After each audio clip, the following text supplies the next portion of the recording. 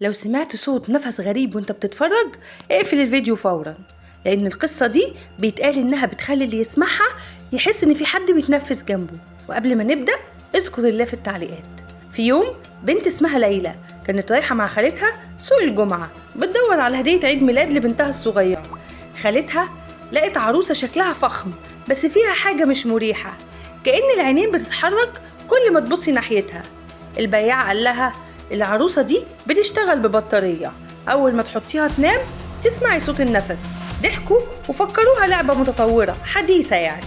لكن أول ليلة ليلى وهي بتجهز الهدية سمعت فعلا صوت نفس خفيف. قربت منها، العروسة فعلا بتتنفس بس مفيش بطارية محطوطة. تاني يوم جابت مفك وفتحت ظهرها، اتجمدت مكانها. جوه جسم العروسة كان في ورقة صغيرة ملفوفة بعناية. فتحتها ولقيت مكتوب بخط طفل صغير: أنا كنت بنت حقيقية والنفس ده آخر حاجة فاضلة مني. ليلى رمت العروسة على طول، لكن طول الليل كانت بتسمع النفس بيقرب منها، كأن العروسة مش في الأوضة، كأنها ورا ودنها بالظبط.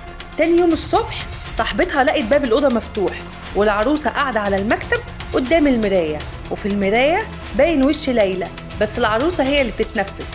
اكتب في التعليقات لا إله إلا الله واشترك في القناة عشان يوصلك اللي جاي لو قلبك جامد.